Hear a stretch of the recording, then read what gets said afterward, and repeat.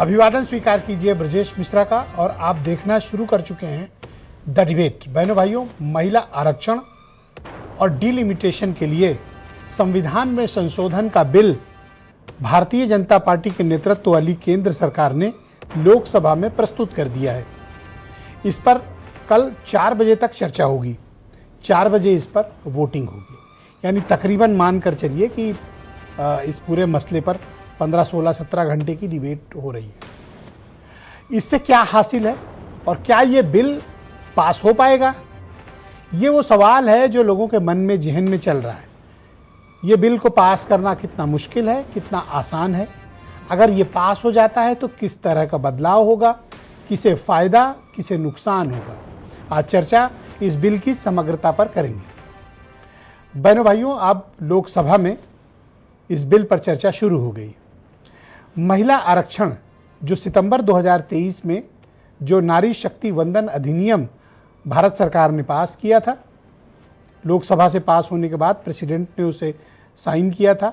अब उस बिल को लागू करने के लिए, उस अधिनियम को, भारत की सरकार ने संविधान में संशोधन का एक प्रस्ताव रखा है। यह प्रस्ताव अगर पास होता है तो इस प्रस्ताव में 2 बातें कही गई। पहला, महिला आरक्षण के साथ डिलिमिटेशन को लिंक कर दिया गया है। यानी ये 2 बिल एक साथ चर्चा होगी, एक साथ पास होंगे या एक साथ गिरेंगे, जो भी संसद में तय होगा। पहले समझिए महिला आरक्षण क्या है। 33% का जो हमने कोटा पास किया था भारत की संसद ने कि महिलाओं को लोकसभा और विधानसभा में 33% की हिस्सेदारी दी जाएगी।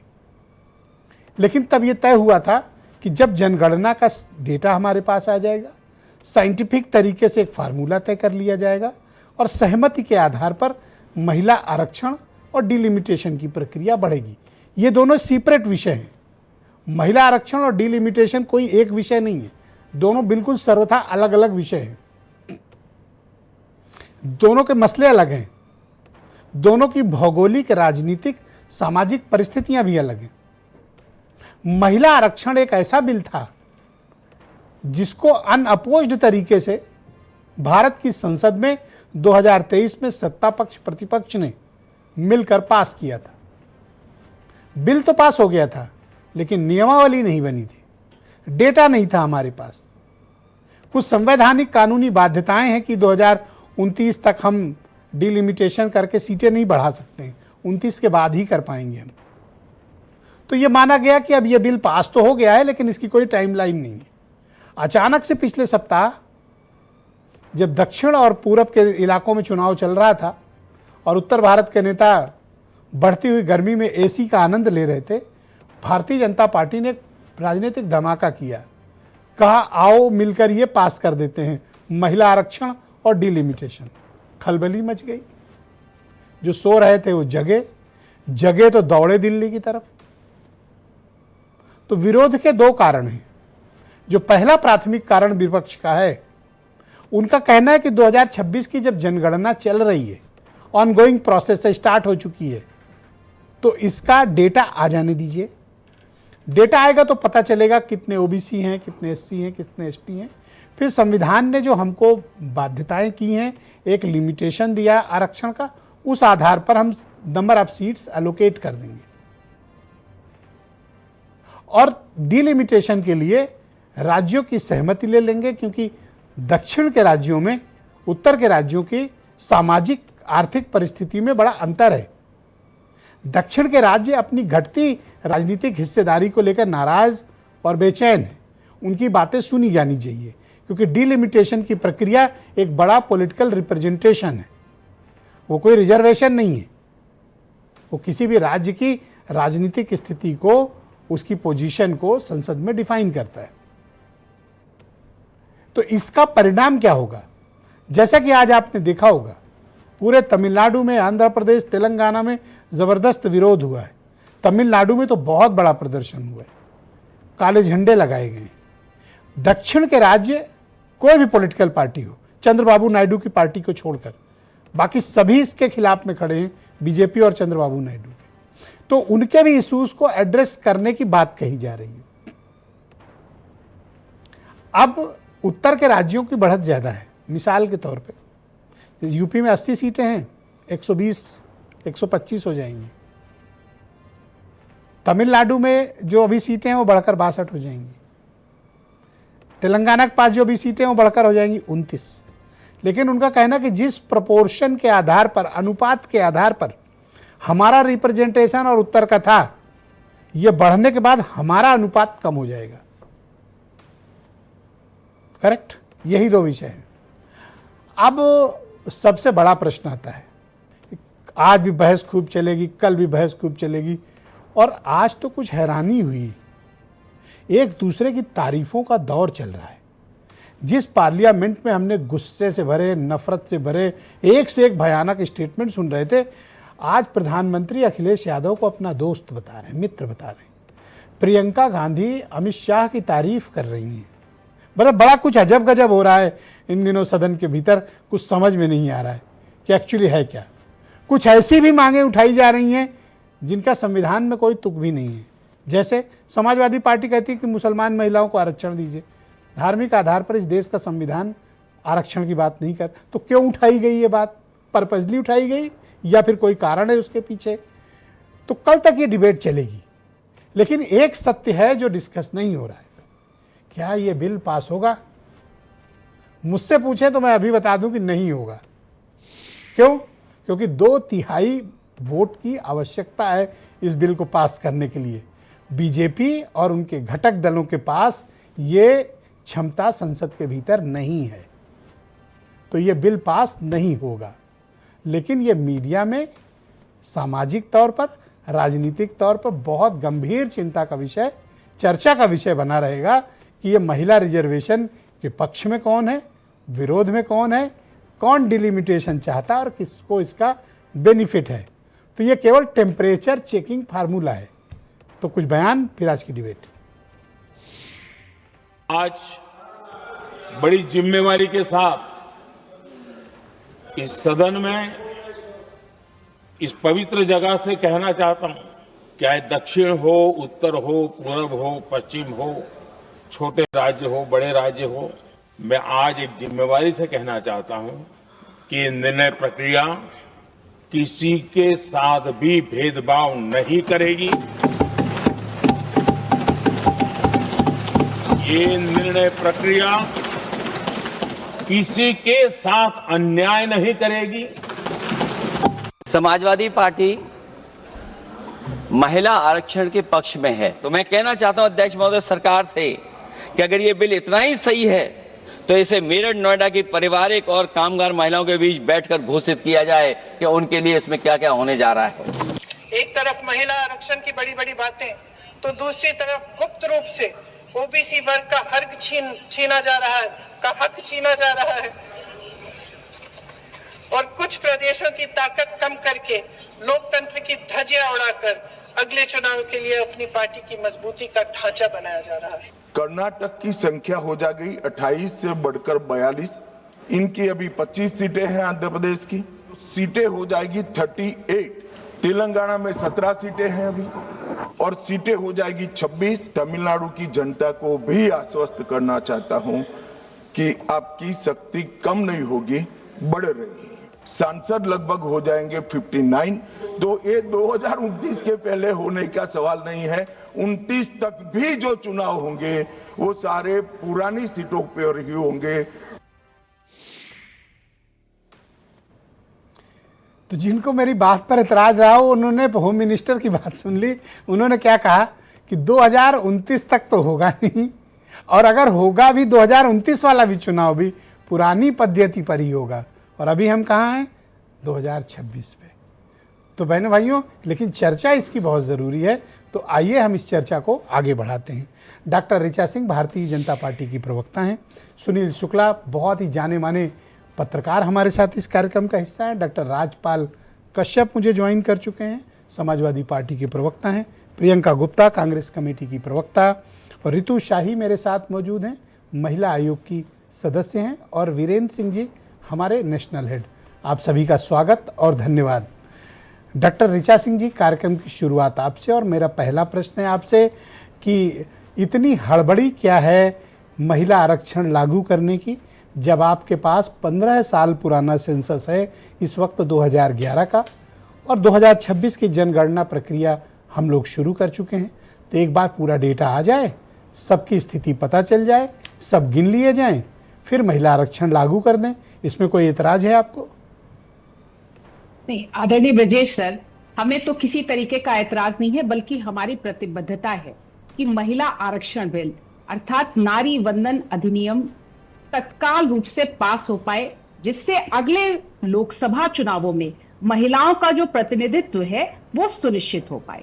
1996 से लेकर 2023 के पहले तक महिला आरक्षण बिल 6 बार सदन में आया, लोकसभा में आया, लेकिन एक बार भी पास नहीं हो पाया क्योंकि राजनीतिक इच्छा शक्ति नहीं थी।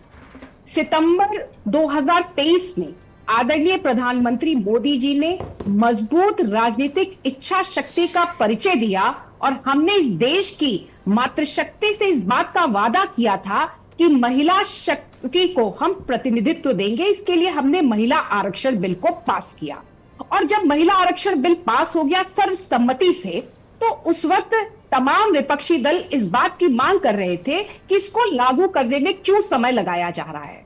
इस बिल पर तमाम जितने कानूनी पक्ष हैं, कितने उनके क्या कानूनी बाधाएं हैं, इन सब पर होमवर्क करने के बाद आदरणीय प्रधानमंत्री मोदी जी ने इस बात को कहा कि अब देर नहीं होनी चाहिए, शुभम शीघ्रम, जो शुभ कार्य है उसको तत्काल होना चाहिए, और इसके लिए महिला आरक्षण को तत्काल लागू किया जाए। इसके लिए 17, 18, 19 को माफ करेगा 16, 17, 18 को विशेष जो है पार्लियामेंट का सेशन बुलाया गया, जिसमें 3 विधेयकों को रखा गया, क्योंकि महिला आरक्षण लागू हो सके जमीन पर, इसके लिए जरूरी है। मैं कुछ सवाल करना चाहता हूं आपसे।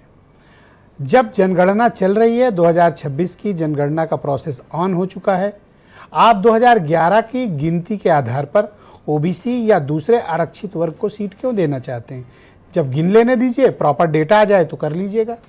किसने रोका? आदरणीय ब्रजेश सर, भारत में व्यापक परिसीमन अब तक 4 बार हो चुका है। 1952 में हुआ, 1963 मैडम में आप मेरे सवाल नहीं समझ पाई। मैंने जनगणना के डेटा की बात कही है।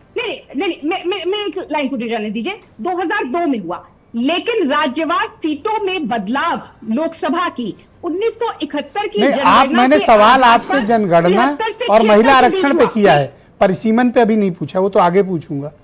मैं कह रहा हूं कि महिलाओं को आरक्षण देना है तो एक बार डेटा तो आ जाने दीजिए।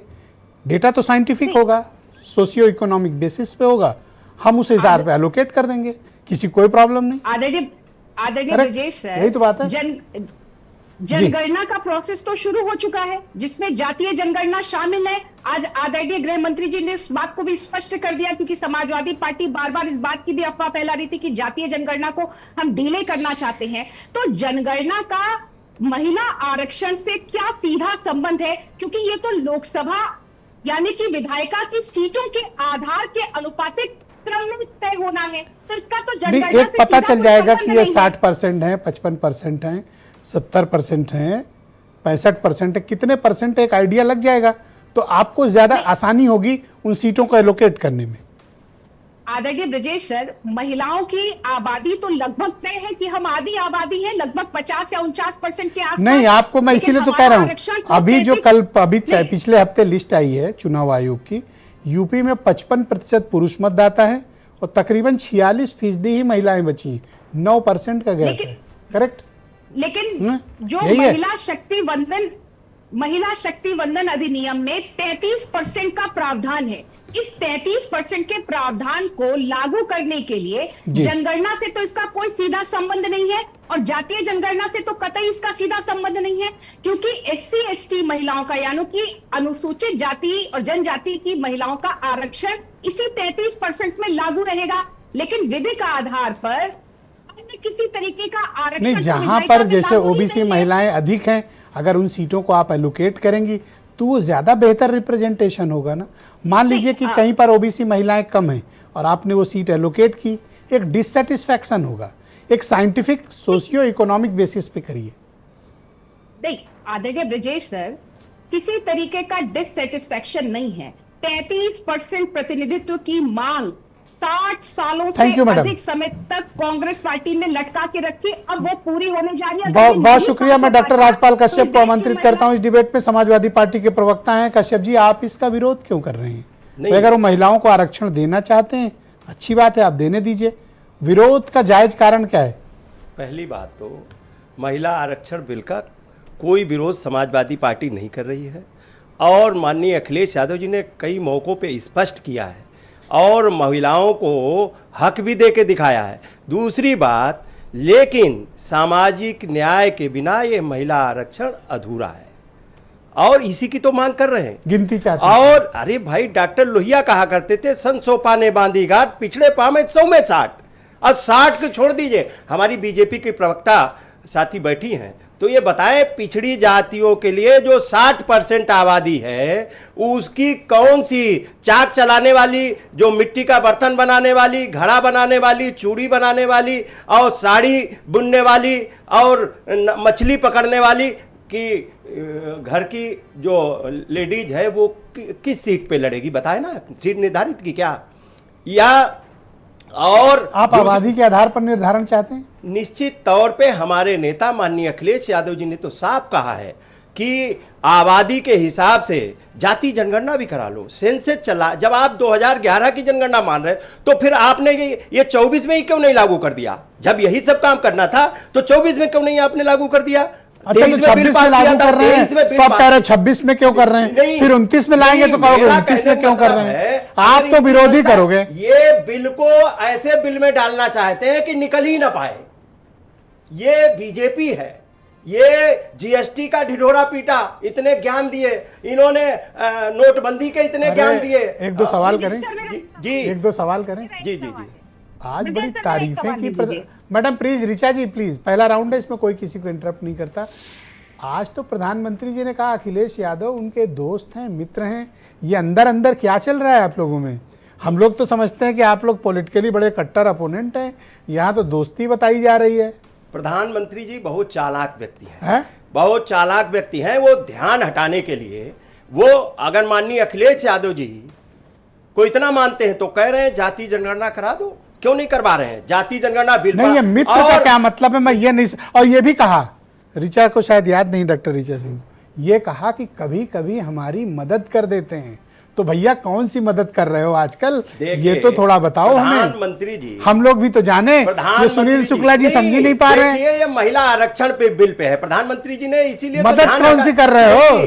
कोई मदद नहीं। दूसरी बात, कुछ तो पकड़ा है। अब देखिए, प्रधानमंत्री जी फंसे हुए चौतरफा, और ये जब बिल आते हैं तो उनके पीछे आप समझ लो देश का, तो अखिलेश जी कह दे अच्छा मित्र नहीं है हमारे, वो कह दे मैं उनकी बात मान लूंगा।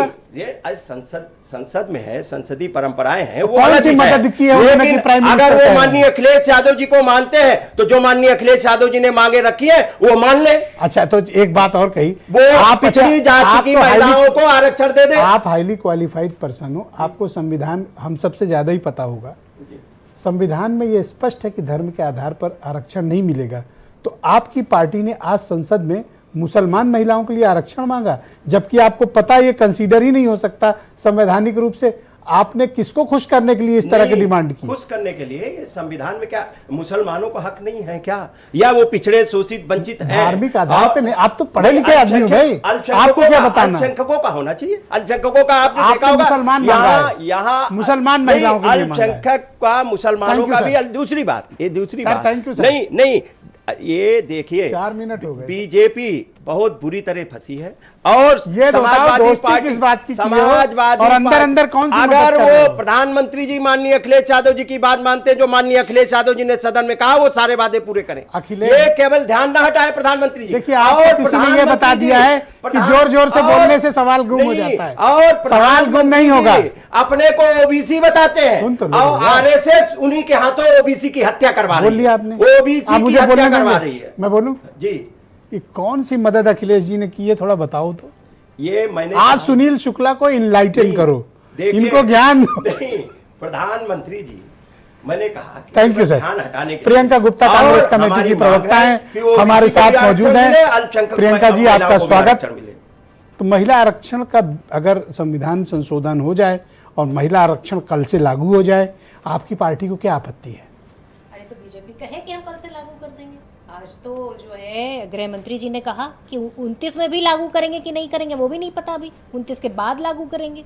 अरे भाई तो ये बताइए, ये महिला आरक्षण बिल को अटकाना, लटकाना, झटकाना, यही है भारतीय जनता पार्टी का बहाना?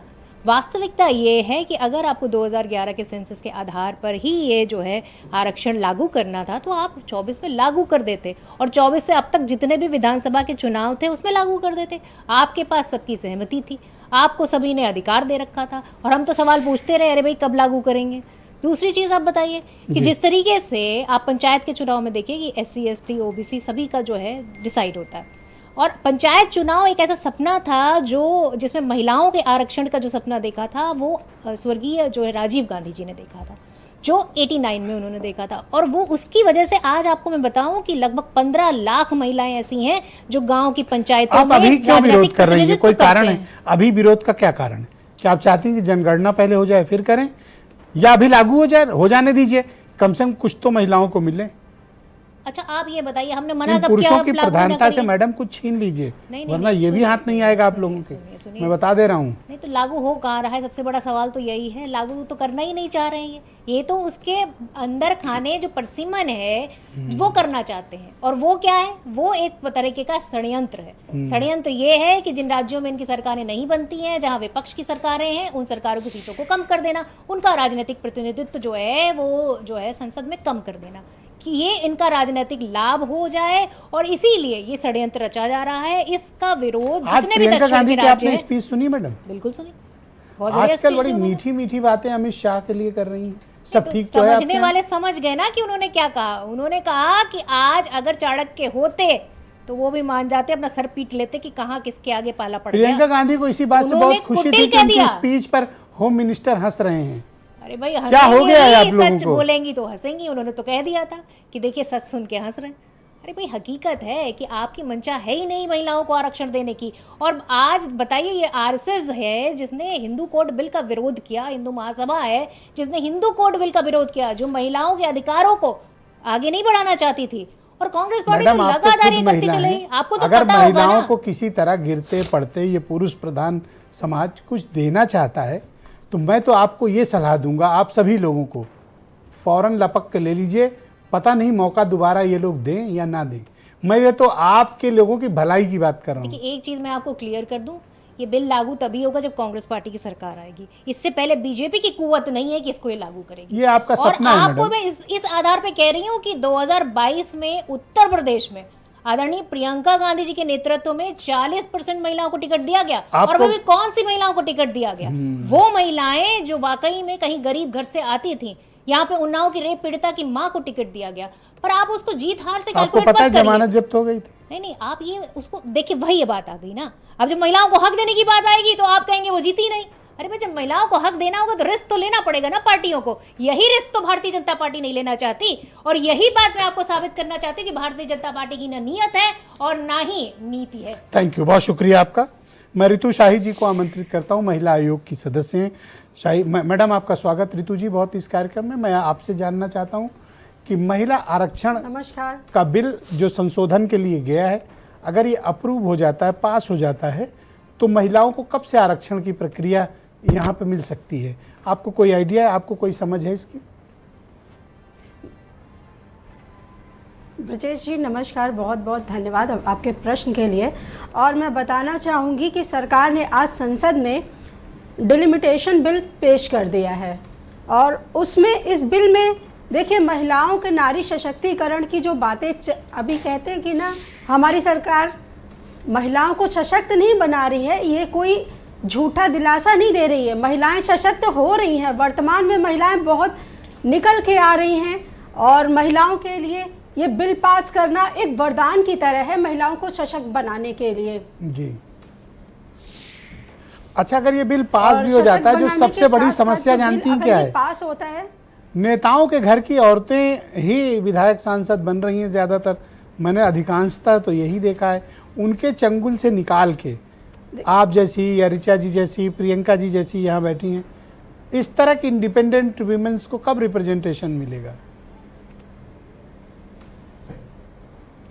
बिल्कुल, अगर महिलाएं ज़मीनी स्तर पे निकल के आ रही हैं तो उनके लिए भी जो है तो उनके लिए भी कार्य किए जा रहे हैं और उनके वो अपना खुद से इतना अच्छा प्रेजेंटेशन दे रही हैं कि उनके लिए हमारी पार्टी पूरा सहयोग करती है। और मैं बता दूं कि महिलाओं के इस बिल को पास होने के बाद सबसे बड़ी बात, जो इसको जात का नाम दे रहे हैं, विरोध कर रहे हैं, मैं तो यही बोलूँगी, महिलाओं की कोई जात नहीं, कोई धर्म नहीं होता है।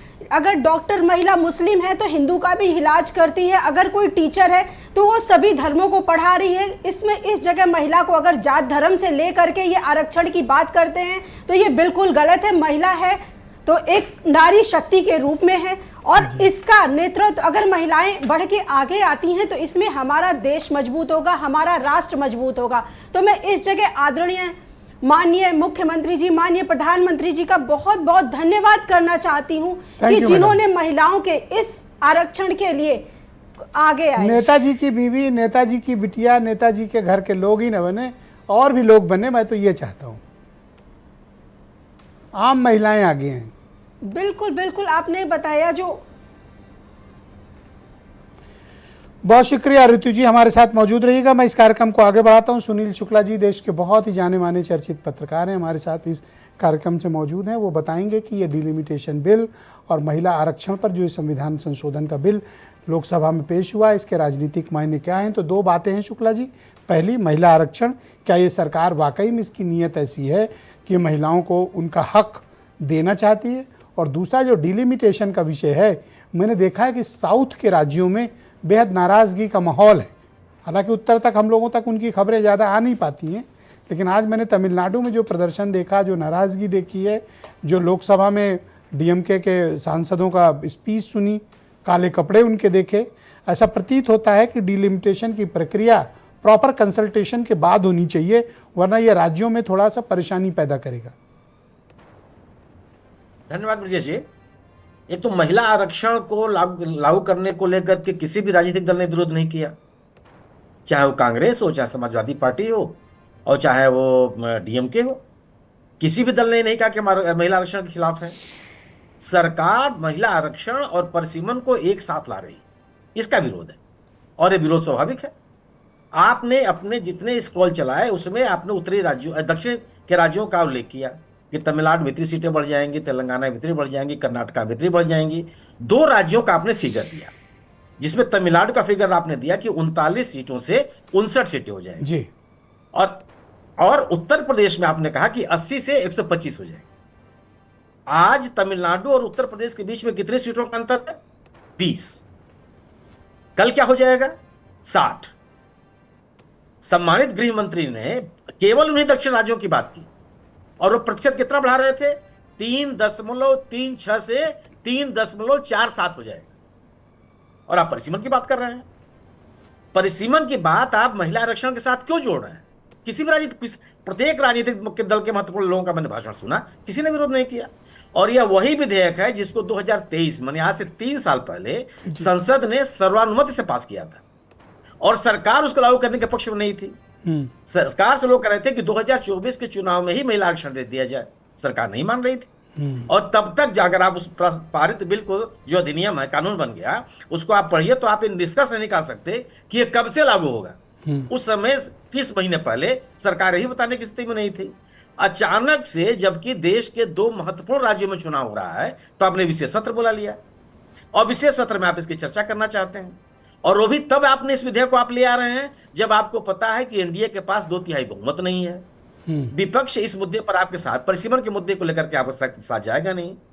अगर महिला आरक्षण को आज सरकार लागू कहे कि नहीं, कोई विषय नहीं है। और आज आप प्रधानमंत्री का भाषण भी सुन लीजिए, उन्होंने परिसीमन का नाम तक नहीं लिया अपने भाषण में। केवल महिला आरक्षण, केवल महिला आरक्षण, विरोध करेंगे आप तो महिलाएं आपके खिलाफ होंगी, इसका राजनीतिक लाभ मुझको मिलेगा, आपको भले न मिले। केवल और केवल महिला आरक्षण। महिला आरक्षण का विरोध किसने किया? किसी ने नहीं किया। प्रियंका गांधी का भाषण सुनिए आप, मैंने किसी का नाम आप महाराष्ट्र नेताओं का भाषण सुनिए, आप तमिलनाडु के नेताओं का भाषण सुनिए, सबने कहा कि मैं महिला आरक्षण के पक्ष में। सरकार क्यों नहीं लागू कर देती है 523 सीटों पर? 2024 में इसने क्यों नहीं लागू कर दिया इस चुनाव में? और अगर आप महिला आरक्षण की बात कर रहे हैं, इस सरकार के अगर आप 800 से ज्यादा सीटें बढ़ा करके महिला आरक्षण देते हैं, लाभ किसको हो रहा है? बड़ी ही सीटों पर महिलाओं को मिलेगा 120 सीटें और पुरुषों को मिलेगी 261 सीटें। ये महिलाओं का आरक्षण दे रहे हैं आप। भारतीय जनता, अच्छा आप मान लीजिए संवैधानिक प्रावधानों को आप भूल जाइए, भारतीय जनता पार्टी को अपने संगठन में महिलाओं को उचित प्रतिनिधित्व देने से किसने रोका है? सर मैं एक सवाल केंद्रीय आपसे मंत्री- ये करना चाहता हूं कि अगर डिलिमिटेशन का हो या संविधान का कोई भी संशोधन करना है तो कम से कम भारतीय जनता पार्टी को 363-362 वोट चाहिए सरकार को पास करने के लिए। बीजेपी के अगर 100% बीजेपी और उनके अलाइज अगर उन्हें सपोर्ट करते हैं और वोट करते हैं तो उनके पास टोटल स्ट्रेंथ है 294, उन्हें चाहिए 363 कम से कम, या 362 पे भी काम चल जाएगा। अब इनके पास ये जो गैप है 70-80 सांसदों का, ये कैसे फुलफिल होगा? इसका मतलब कि ये बिल गिरेगा। ये तो बात हो रही है ना, इसका एक पॉलिटिकल नैरेटिव बनाने की कोशिश कर रही है बीजेपी। मैंने आपसे क्या कहा कि प्रधानमंत्री का पूरा भाषण आप लोग सामने सुन लीजिए। अगर उन्होंने कहीं परिसीमन का नाम लिया हो, उन्होंने कभी जनसंख्या की जनगणना की बात की हो, केवल और केवल महिलाओं के आरक्षण को लेकर के उन्होंने बात कही, और उन्होंने यह कहा कि अगर आप इस बिल का विरोध कर, किसने भी बिल का विरोध तो ये बिल लाए क्यों है? अच्छा ये दोनों लेके क्यों आए? सिर्फ चर्चा के लिए? पॉलिटिकल नैरेटिव बनाने के लिए ओके। कि अगर आप इस बिल को पास नहीं होने देंगे तो आपसे कहा, आप पश्चिम बंगाल में जाकर टीएमसी को आरोपी बनाएंगे और तमिलनाडु में जाकर के आप डीएमके को आरोपी बनाएंगे कि वो लोग हैं जो महिला आरक्षण के विरोधी हैं। लेकिन सवाल इस बात का है कि विपक्ष तो कह रहा है कि हम तो 2023 में कह रहे थे कि लागू कर दीजिए, 523 सीटों पर ही इसको लागू कर दीजिए। आरक्षण का विरोध किसने किया? सरकार ने किया। तो आप नियत पर सवाल उठा रहे हो सर? नहीं, मैं नियत पर सवाल इसलिए उठा रहा हूं कि आप भाषण सुन लीजिए ना। मैं किसी के मैं बिटवीन हो सकता है कि महिलाओं के नाम पर अपोजिशन से कुछ वोट उन्हें मिल जाएं, ये भी तो पॉसिबल है। नहीं, मैं सवाल इस बात का नहीं है। भारतीय जनता पार्टी को महिला पुरुष के नाम पर एक महिलाओं का एक वर्ग उनको अपनी तरफ आकर्षित करने, एक नैरेटिव बनाना है इनको। अगर आप महिलाओं को आरक्षण देना चाहते थे तो आप इसी 2024 के लोकसभा के चुनाव में क्यों नहीं दे दिया? आपने, विपक्ष आपके साथ था। जो आज पर सर संसद में बहुमत नहीं है ना, बीजेपी पर 2/3 नहीं है। विदाउट 2/3 आप संविधान में संशोधन नहीं कर पाओगे। मैं 2023 की बात कर रहा हूं आपसे, जब सर्वसम्मति से विधेयक पास हुआ था। नारी शक्ति बंधन अधिनियम 2023 में सर्वसम्मति से पारित हुआ था जी। उस समय भी समाजवादी पार्टी ने रिजर्वेशन विद रिजर्वेशन की बात नहीं की थी। और आज उसके बाद एक और सवाल जान लीजिए आप। नहीं, ये एक सवाल और जैसे मैं उल्लेख कर दूं आपको, इस महिलाओं के आरक्षण, यह बीजेपी कितना महिलाओं का आरक्षण चाहती है? इस विधेयक में 15 वर्षों के लिए भी आरक्षण है, उसके बाद इसकी समीक्षा की जाएगी। जी बहुत शुक्रिया सर, कृपया हमारे साथ बने रहिएगा। वीरेंद्र सिंह जी हमारे नेशनल हेड इस कार्यक्रम में हमें ज्वाइन कर चुके हैं। वीरेंद्र जी आपका स्वागत। तो ये बिल क्यों पेश किया गया? क्या वाकई में महिलाओं को आरक्षण मिल जाएगा? और ये जो डीलिमिटेशन की बात है, इसका उत्तर प्रदेश की और देश की राजनीति पर और ख़ासतौर पर दक्षिण के राज्यों में क्या राजनीतिक प्रभाव है? देखिए, महिला आरक्षण का तो सभी दल समर्थन कर रहे हैं। बात डीलिमिटेशन पर ही फंसी है कि परिसीमन का साल 2026 होना चाहिए। 2011 से ये परिसीमन के आधार पर आरक्षण पूरी तरह से तय नहीं हो पाएगा। सारी बात यहीं पर आकर फंसी है। और दूसरी बात यह है कि एक बिल बिना कांग्रेस समाजवादी इंडिया गठबंधन के सहयोग के पास हो नहीं पाएगा, ये भी साफ है।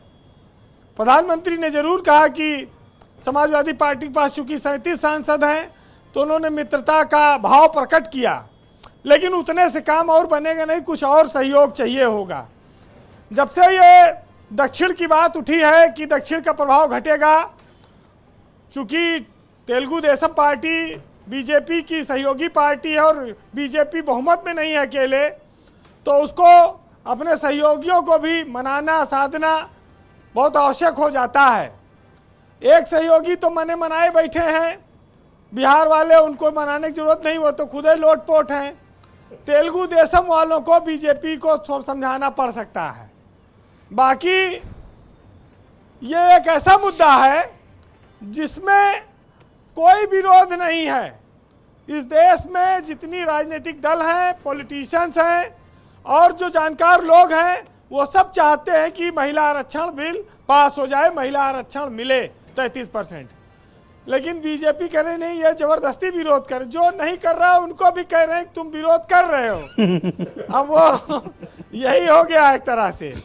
भाई विरोध कोई नहीं कर रहा है, विरोध परसीमन का हो रहा है। और लोकसभा के साथ साथ विधानसभाओं में महिलाओं को आरक्षण मिले, इसके लिए भी लोग तैयार हैं। जब हम देश की आधी आबादी की बात करते हैं, जब ये देश इस बात को गर्व से कहता है कि हम फाइटर प्लेन हमारे यहाँ महिलाएं उड़ाती हैं, हमारे यहाँ इंजीनियर, डॉक्टर, इस देश को तैयार करती हैं महिलाएं, तो उनको आरक्षण देने में किसी को कोई एतराज नहीं है। दुनिया में एक बात बहुत साफ रही है हमेशा से, और भारत में भी कोई भी बिल कोई भी पार्टी कभी लेकर आई हो, संपूर्ण रूप से उसको कभी उसका पूरा फायदा नहीं मिला है। थोड़े समय पर फौरी तौर पर एक आध चुनाव में आप लाभ ले सकते हैं, लेकिन जब कोई चीज़ लागू हो जाती है फिर जनता उसको भूल जाती है और फिर वो अपने हिसाब से राजनीतिक दलों का सपोर्ट करती है। यहाँ मेमोरी बड़ी छोटी है, एक आध चुनाव में फ़ायदा हो सकता है। 16 से 18 तारीख तक इस पर बहस होगी, चर्चा होगी। 23 तारीख को तमिलनाडु में चुनाव है, बंगाल में 24 को चुनाव है। यही दो चुनाव में फायदा अधिकतम मिल सकता है, इसके बाद आगे ज़्यादा मिलेगा, तब तक लोगों को मेमोरी से बात उतर जाएगी। बस एक बात यह है, सवाल लोगों ने खड़ा किया है कि लोकसभा में कहीं पर 25 लाख मतदाता है और कहीं पर 8 लाख मतदाता है। इस आधार पर परसीमन में कैसे बदलाव होगा, ये बात अभी स्पष्ट नहीं हुई है। किसी को कोई दिक्कत नहीं है इस आरक्षण बिल से। जिनको दिक्कत थी वो लोग राजनीति में हाशिए पर जा चुके हैं। आपको याद होगा एक बार लालू यादव ने महिला आरक्षण बिल का विरोध किया था और यह आलोचना की थी उन्होंने महिलाओं की कि आरक्षण का सारा लाभ परकटियां ले जाएंगी। परकटियां से उन्होंने ये कहकर बड़े घरों की या शिक्षित महिलाओं की उन्होंने तुलना की थी, जबकि उनकी उस समय बहुत आलोचना हुई इसके लिए और उनको माफ़ी मांगने के लिए कहा गया। लेकिन ये सब पुरानी बातें हो गई। आज भारतीय सामाजिक व्यवस्था में जयशंकर प्रसाद की कायमानी काफ़ी महत्व रखती है, जिसमें कहा गया है कि नारी तुम केवल श्रद्धा हो, सिंगार रजत नग पद तल में, और पीयूष स्रोत सी बहा करो मेरे जीवन के सुंदर समतल में। ओके, बहुत शुक्रिया वीरेंद्र जी, आपका बहुत धन्यवाद हमारे साथ इस कार्यक्रम में शामिल होने के लिए और इस पर चर्चा का हिस्सा बनने के लिए। बहन भाइयों, इस पर चर्चा का दूसरा चरण शुरू करते हैं। डॉक्टर ऋचा सिंह मेरे साथ मौजूद हैं, भारतीय जनता पार्टी की उत्तर प्रदेश की प्रवक्ता हैं। ऋचा जी, मैं आपसे जानना चाहता हूं और ये समझना चाहता हूं कि भारतीय जनता पार्टी के ऊपर ये आरोप लग रहा है कि आप डिलिमिटेशन की आड़ लेकर इस देश की जो सामाजिक और राजनीतिक ढांचा है विपक्ष का, उसको खराब करके अपनी पार्टी का नियंत्रण चाहती हैं, और ऐसा आरोप प्रियंका गांधी ने भी लगाया सदन के भीतर। आदरणीय ब्रजेश सर, जब जब महिला आरक्षण बिल आता है तो एक फेक नैरेटिव गढ़ने की कोशिश की जाती है ताकि उस बिल को पास ना होने दिया जाए। और वर्तमान में फिर से विपक्षी दल इंडी गठबंधन के द्वारा वही कोशिश की जा रही है। एक तरफ तो ये कहते हैं कि हम महिला आरक्षण चाहते हैं कि लागू हो जाए, हाथी के दांत दिखाने के कुछ और, खाने के कुछ और। इनका भी वही हाल है। ये महिला आरक्षण बिल का तो विरोध नहीं कर रहे हैं, लेकिन महिला आरक्षण बिल नारी शक्ति वंदन अधिनियम जमीन पे सुचारू रूप से लागू ना हो पाए, उसके लिए ये हर संभव प्रयास करते हैं। महिला आरक्षण बिल लागू होने के लिए डिलिमिटेशन विधेयक में संशोधन होना आवश्यक है, ये तो सभी को सिंपल सी बात है समझने की। लेकिन ये डिलिमिटेशन का विरोध क्यों कर रहे हैं, ये समझ से बाहर है। 70 के दशक के बाद से अब तक डिलिमिटेशन क्यों नहीं हुआ, ये समाजवादी पार्टी और कांग्रेस पार्टी को इसके आधार पर प्रतिनिधित्व क्यों नहीं तय हुआ, ये सवाल करना चाहिए था। लेकिन ये इन सवालों को नहीं कर रहे हैं। अब जब डिलिमिटेशन की प्रक्रिया शुरू हो गई है, जनगणना की प्रक्रिया शुरू हो गई है, तो समाजवादी पार्टी और कांग्रेस पार्टी इसके ऊपर भी सवाल उठा रही है। जबकि आदरणीय गृह मंत्री जी ने आज सदन में इस बात को स्पष्ट कर दिया कि डीलिमिटेशन में अनुपातिक आधार पर सीटों में वृद्धि की जाएगी, 1.5 गुना बढ़ जाएंगी सीटें, जिसका जो प्रतिनिधित्व है वही रहेगा, उससे कम नहीं होगा। अभी एक बात हो रही थी कि 543 में क्यों नहीं लागू कर दिया। आदरणीय अमिताभ सर, मैं आपको 3 बयान याद दिलाना चाहती हूं कि सदन में ये किसने कहा था कि महिला आरक्षण विधेयक यदि पास हो जाता है तो पुरुषों के अधिकार को कम कर दिया जाएगा। अगर 543 में लागू कर दिया जाएगा तो फिर पुरुषों का अधिकार मारा जाएगा, ये बात यही लोग कहेंगे। और दूसरा महत्वपूर्ण पहलू कि पुरुष और महिला को आमने सामने खड़ा करने का ये बिल नहीं है, बल्कि महिलाओं का प्रतिनिधित्व तय करने का बिल है। दूसरा ये नहीं, 1-2 लाइन और मिनिस्टर लीजिए। हाँ, बोल रहे हैं, बहुत महत्वपूर्ण बात है कि पुरुषों को सदन में सीटी बजाने का जो है मौका मिल जाएगा। ये बात आदरणीय नेताजी के द्वारा, समाजवादी पार्टी के द्वारा 1996 में कही गई थी। और एक और, अरे नेताजी के द्वारा, नेताजी थे तभी तो आपको मौका मिला था विधानसभा में। सीधे आप ही पास आ रहा हूँ। हाँ, थैंक यू मैडम, बहुत शुक्रिया। हाँ राजपाल जी बताइए क्या आपत्ति है। जो हमारी, thank you madam, thank you. हमारी बीजेपी की प्रवक्ता साथी बैठी है, आप ही यहाँ की ट्रेनिंग है। नहीं, इनको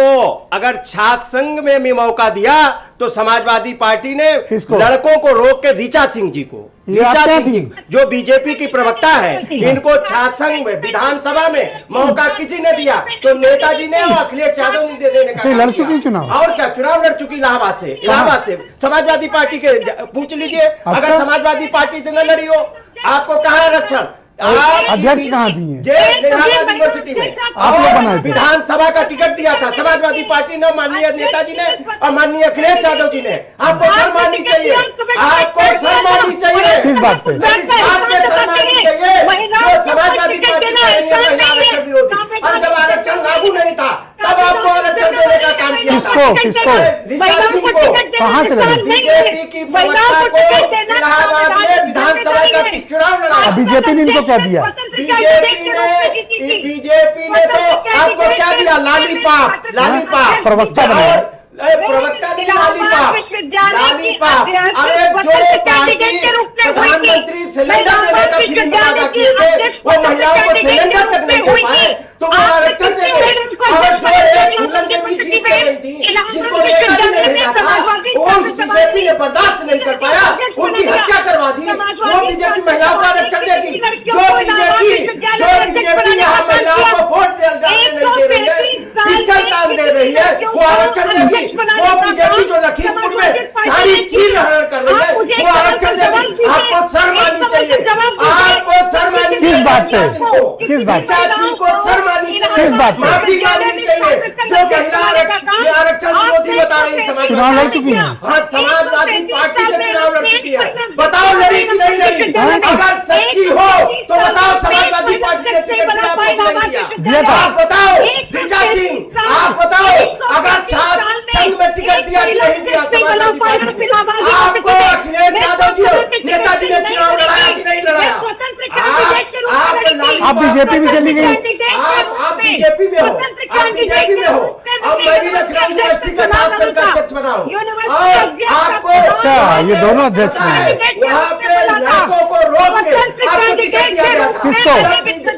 ऋचा सिंह को छात्र संघ में टिकट दिया गया। आपको शर्म आनी चाहिए। आपको विधानसभा का टिकट समाजवादी पार्टी दिया। आपको क्या मिला है? लालीपाप। और लालीपाप लेके आप बोल रहे हो, गाली देने बैठ के समाजवादी पार्टी को, गाली देने बैठ के अखिलेश यादव जी को, नेताजी को। तो भाई मौका लगेगा बीजेपी लड़ाई नहीं। कन्या विद्याधन दिया। थैंक यू सर, धन्यवाद। आप इतनी उत्तेजना क्यों दिखा रहे हैं? इतनी उत्तेजना क्यों? सर रुक जाओ सर, इतना उत्तेजना क्यों? हाँ होने मत करो। अरे वो लोग बोले, अरे थैंक यू। जो लोग कुछ पाए न हो समाजवादी पार्टी। क्या पाई हो? जब महिला आरक्षण बिल आया भी नहीं था, जब नाम निशान नहीं था, तब समाजवादी पार्टी ने आपको टिकट दिया था। आपको ऋचा सिंह जी आपको टिकट दिया था कि नहीं दिया था? ब्रजेश जी पूछे इनसे। अब आप लोग चुप हो तब तक पूछो। ब्रजेश जी पूछे समाजवादी। एक सेकंड शांत हो जाओ आप। अच्छा शांत हो जाओ। आप इतनी तेजी क्यों हो? इतना नाराज मत हो, नाराज मत हो, नाराज मत हो। थैंक यू मैडम, आप बताओ। Thank you. अब आप मुझे बोलने तो दो, आप खुद ही बोल रहे हो। आप जैसे थैंक यू सर। लोगों ने धोखा देने का काम किया, महिलाओं का सम्मान खोने का काम किया। अरे रुक जाओ, रुक जाओ, 1 मिनट रुक जाओ। ओके, आप जैसे लोग क्या हो गया? अरे क्या हो गया? बीजेपी के दाने पे थैंक यू। अरे हो गया। आप नहीं बर्दाश्त। अरे राजपाल जी क्या हो गया आपको? आप तो बड़े वरिष्ठ आदमी हो, आप इस तरह का आचरण, पानी पियो sir. Okay, Priyanka Gupta ji thank you, Richa ji शुक्रिया।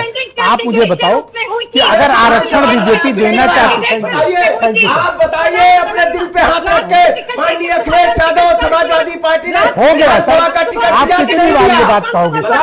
कितनी बार कहोगे सर? और तुम्हें समाजवादी पार्टी ने मेरा टिकट काटने का काम किया। टिकट दिया, आपको लगाया, चुनाव लड़ाया आपको। आप झूठ बोल रही हो, आपको बीजेपी टिकट दिया? आप बताइए, और महिला सम्मान की तैसी बत्ती हो, बीजेपी ने आपको टिकट दिया? बताओ, बीजेपी टिकट दिया, बताओ ना। समाजवादी पार्टी ने गांव गरीब महिलाओं को आगे बढ़ाने का काम किया। आपके घर में कोई विधायक नहीं था, विधायक सभा का टिकट देने का काम किया। राजपाल कश्यप बैठे, उनके घर में कोई विधायक नहीं था, मल्लाह के बेटे को यूनिवर्सिटी से लेकर विधानसभा तक भेजने का काम। समाजवादी पार्टी गांव गरीब सर हो गया सर, थैंक यू। आप पानी पियो सर। सर मैं माइक बंद कर दूंगा, आप बस करो, आप बस करो। ओके प्रियंका जी, आपसे मैं जानना चाहता हूँ कि अगर महिला आरक्षण लागू हो जाए आपको कोई प्रॉब्लम है? Thank you sir. अच्छा, इन दोनों के माइक बंद कर दो, ये दोनों शांत नहीं होंगे तो माइक बंद करा दूंगा मैं। प्रियंका जी आप बोलो। सर पानी पियो, आप सीनियर आदमी हो, आप ऐसा आचरण क्यों कर रहे हो? शांत सर, आप मत बोलो सर, आप शांत हो जाओ, आप शांत हो जाओ। ऋचा जी आप भी शांत हो जाओ। ऋचा जी प्लीज, ओके बोलिए, please go. Richa ji please, okay thank you. Richa ji बस करिए, मैडम आप बोलिए। दोनों की आवाज नहीं जाएगी। नो, मैं अलाउ नहीं करूँ, मैं अलाउ नहीं करूंगा। आप चुनाव लड़ी कि नहीं लड़ी? आप सीनियर आदमी, आपको शोभा नहीं देता आप इस तरह महिलाओं से लड़े। अब जाने दे, हो गया। प्रियंका जी बोलिए, महिलाओं को आरक्षण मिल जाए तो किसको क्या प्रॉब्लम है? ऋचा जी अब बस कीजिए, thank you. Okay Priyanka ji बोलेंगी। प्रियंका जी बोलिए। देखिए मुझे लगता है कि महिलाओं को आरक्षण ना देने की कसम भारतीय जनता पार्टी ने खा ली है और उसी के जो है पूरे आप सामने देखिए किया है। और महिलाओं के विरोधी इतने हैं ये कि इनकी एक जो महिला नेत्री हैं वो दीप्ति जी, वो क्या कहती हैं? वो कहती हैं, उनसे पूछा जाता है कि ये महिलाओं के प्रति अपराध आपके राज्य में क्यों बढ़ गया है, मैं बात कर रही हूँ उत्तराखंड की, तो उन्होंने क्या कहा, भैया जनसंख्या बहुत बढ़ गई, ये रीजन है। बताइए, शर्म नहीं आती उनको इस तरीके की बात करते कि महिलाओं के प्रति अपराध? अंकिता भंडारी को इसीलिए वो न्याय नहीं दे पाई। आज महिलाओं को सिलेंडर को लेकर, अगर महिला आरक्षण बीजेपी लागू करना चाहती है, आपने तब 23 में कहा था कि इनकी नियत नहीं है और 34 तक तो होगा नहीं, तो अब ये लेके आए हैं तो इनकी नियत, इनके ये बात सच प्रधानमंत्री कह रहे क्रेडिट आप ले लो। अरे भाई क्रेडिट क्या देंगे वो हमें, हम करके दिखाएंगे और हम क्रेडिट भी लेंगे। ये भारतीय जनता पार्टी न कर पाएगी न क्रेडिट ले पाएगी, ये सिर्फ मुद्दों से भटकाना चाहती है। मैं फिर कह रहा हूँ, कुछ मिल रहा है तो ले लो, परेशान है, कुछ मिल रहा है तो ले लो, वरना ये भी नहीं देंगे ये लोग। अरे भाई ये लोग मतलब पुरुष प्रधान समाज, राजनीति चमकाने की कोशिश कर रहे हैं। आप असम में चले जाइए, आप जम्मू कश्मीर में चले जाइए, जिस तरीके का परसीमन किया आप सबने देखा, किस तरीके से इन्होंने परसीमन किया। मतलब आप ये सोचिए कि कुछ सीटें ऐसी हैं जिन पर 12 लाख जनसंख्या है, कुछ सीटें ऐसी जिनमें 8 लाख जनसंख्या है।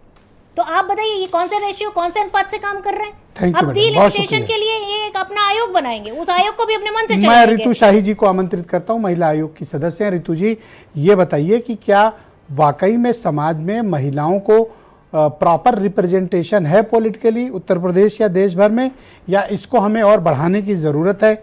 दूसरा, जो अभी मिल रहा है ले लीजिए, और आगे हक मिलेगा और लीजिए। अगर अभी मिल रही थाली को आप हटा देंगे सामने से तो ये पॉलिटिकल लोग ये भी नहीं देंगे, मैं तो कह रहा हूं। जी बिल्कुल, आप ब्रजेश जी बहुत बढ़िया बोल रहे हैं कि महिलाओं को सबसे पहले आगे लाने का पूरा मौका मिल रहा है, और मैं तो चाहूँगी महिलाएं आगे निकल के आएँ और जो बिल पास हो रहा है उसमें आप सभी जितने भी पार्टी वाले हैं आप लोग सहयोग कर रहे हैं तो उसमें पूरा सहयोग करिए, और महिलाओं के जो बिल पास हो रहा है उसको पास होने दीजिए। और महिलाएं, बहुत अच्छी बात यह है कि 2011 से, आप बोले मैडम, 2011 से 2023 में जो प्रयास चल रहा था, बताइए कि 2026 में उसको अगर रखा गया है तो पूरी संभावना बन रही है महिलाओं को आगे बढ़ के, उनको कि महिलाएं आए, हमारे राष्ट्र का, हमारे समाज का नेतृत्व मैं करें, तो आप क्योंकि तीनों को जब यही महिलाएं मशवरा समाज दूंगा का नेतृत्व कर कि रही जो हैं, हम मिल देख रहा रहे है हैं हर उसको क्षेत्र कृपया में ले महिलाएं लीजिए। आगे आ रही मिल रहा है हैं, ब्रजेश हर जी, क्षेत्र जो में मिल रहा है कृपया ले रेल लीजिए। जगत से नहीं ये कहा लोग और भी नहीं देंगे, मैं या कुछ देने शिक्षा वाले विभाग नहीं से है, लालीपाप दे रहे हैं। ओके, अच्छा लटकाना सुनील बटकाना शुक्ला जी लटकाना है बताएंगे। बस। सुनील जी, वाकई में ये महिलाओं को उनके अधिकार देना चाहते हैं, और ये 362 वोट आप कहां से लाओगे? नहीं, बीजेपी देना ही नहीं चाहती। अगर बीजेपी देना चाहती तो 2023 में इसको लागू कर देती, 2024 से। उसने 2023 में जब कानून पास हुआ तब परिसीमन और जनसंख्या को साथ लेकर चली आई, और आज जब विधेयक लेकर के आ रही है संशोधन विधेयक, तो परिसीमन को साथ में जोड़ दिया। आप एक पुछला लगा करके आप उस पूरी की पूरी प्रक्रिया को रोक देते हो। आप आज ही संशोधन ले आती कि हम इसको तत्काल प्रभाव से लागू करते हैं, परिसीमन का मुद्दा नहीं रहेगा। क्यों नहीं लेकर आए आप? 2023 में किसने विरोध किया? हम तो पूछ रहे हैं कि किस नेता ने 2023 में, किस पार्टी ने विरोध किया था? सर्वानुमति से और संसद में पारित हुआ था विधेयक। किसी ने रिजर्वेशन, विद रिजर्वेशन की बात नहीं की, किसी ने जातिगत आरक्षण की बात नहीं की, कहीं किसी पिछड़े की बात नहीं की। कहा बिल्कुल दे दीजिए आप, और सबने कहा था कि 2024 के चुनाव से उसको लागू कर दीजिए। दोनों बीजेपी ने लागू कर दिया। तो सर अच्छा 26 में लागू करना चाहते हैं तो लागू करा लो सर। अरे भाई, तो आप छीन रहे हैं वो चीजें ना, आप लागू नहीं कर रहे हैं। आप लोगों से ढेर सारी चीजें, अब अगर आप परिसीमन करेंगे तो पता चला कि दक्षिण के राज्यों का जो संसद में प्रतिनिधित्व है वो खत्म हो जाएगा। तो ये भी लाया क्यों गया है फिर? नहीं, जब आप जो देने की बात कर रहे हैं उससे ज्यादा छीनने की बात कर रहे हैं। विरोध इसका है। आप कहिए कि हम आरक्षण लागू करेंगे, पूरा सदन आपके साथ खड़ा है। नहीं हो रही। देखिए, सदन में लोगों ने कहा सीटें भी कि तो हमारा बढ़ाई जा रही है, आरक्षण से कोई विरोध चाहे नहीं। विधानसभा की हो, लोकसभा की हो या राज्यसभा की हो, उसमें महिलाओं के लिए देखिए सीटें भी बढ़ाई जा रही हैं। हाँ कहीं सुनील जी किसी बोलिए। का कोई हक कितनी नहीं बढ़ रही दिया है? जा रहा है। अगर पुरुष प्रधान को लग रहा है कि उनकी ऋतु जी, सीटें कम ऋतु हो जी, रही हैं, प्लीज मैं इनको महिलाओं आपकी को बात 30% करना आरक्षण। आप बोले शुक्ला जी, आप बोले शुक्ला जी कंटिन्यू। मैडम मैं आपकी बात को मान रहा हूं, लेकिन सीटें बढ़ रही हैं तो घट क्या रहा है? आपने तमिलनाडु में 43 सीटों से बढ़ा के संख्या कर दी 59, और उत्तर प्रदेश में 80 सीटों से बढ़ा करके कर दिया 125। आज तमिलनाडु और उत्तर प्रदेश के बीच में सीटों का अंतर है 40 का। कल क्या हो जाएगा? 60 का। यह खेल कर रहे हैं आप कहिए कि महिला आरक्षण बिल हम लागू करेंगे, पूरा सदन आपके साथ है, लेकिन आपके न तो वैज्ञानिक, आप सोचिए कि जनसंख्या की प्रक्रिया चल रही है, 2027 में प्रक्रिया पूरी हो जाएगी। इस विधेयक में क्या कर रहे हैं आप? 2011 का नाम नहीं ले रहे हैं। क्या कह रहे हैं? Latest available census. What does it mean? आप सीधे सीधे कहो ना, हर चीज में राजनीति है। इस आरक्षण, महिलाओं पर को प्राइम आरक्षण मिनिस्टर देने तो में कह रहे हैं सबसे कि बड़ी भाई बात आप है पास बीजेपी। कर दीजिए और क्रेडिट खुद ले लीजिए, मैं हाथ जोड़ लूंगा। क्यों पास कर दीजिए? आप इस संसद ने पास तो किया था 2023 में, और पूरा संसद एक स्वर से कह रहा था कि 2024 का चुनाव आप महिला आरक्षण के साथ लागू कीजिए। क्यों नहीं कर दिया आपने? जी, उस समय भी आप राजनीति कर रहे थे और आज भी आप राजनीति कर रहे हैं, बहुत शुक्रिया और सर। आप ये ठीकरा फोड़ना चाहते हैं विपक्ष पर, जो संभव नहीं है। जी, बहुत विपक्ष शुक्रिया कह रहा है सर। कि हम आरक्षण के खिलाफ नहीं। मैं आप सबका बहुत आभार प्रकट करता हूं कि एक सारगर्भित परिचर्चा का आप सब हिस्सा बने, और बहनों भाइयों आप सबका भी बहुत शुक्रिया इस कार्यक्रम को देखने के लिए। एक छोटे से ब्रेक के बाद आपको लखनऊ की वो भयावह तस्वीर दिखाएंगे, जहां कल देर शाम लगी एक आग ने सिर्फ एक बस्ती ही नहीं, तमाम बच्चों के, युवतियों के, बुजुर्गों के, लोगों के सपनों को तोड़ा है। पूरा घर बर्बाद हो गया, किसी की शादी टूट गई, कोई बीमार था उसकी दवाएं नहीं रहीं, बच्चों के स्कूल की कापी किताबें जल गई, लोगों की पूरी गृहस्थी स्वाहा हो गई। और उससे भी ज़्यादा दुखद और बेबसी की बात है कि इन अग्निकांड पीड़ितों के लिए न तो कोई शेल्टर होम बनाया गया, न इनको कोई पानी पूछने वाला है, और न इनको कोई खाना देने वाला। आसपास के कुछ लोगों ने मदद की, लेकिन वहाँ की तस्वीर ऐसी है जो हम आपको एक छोटे से ब्रेक के बाद प्रियव्रत दीक्षित दिखाएंगे। आपकी आंख में आंसू आ जाए।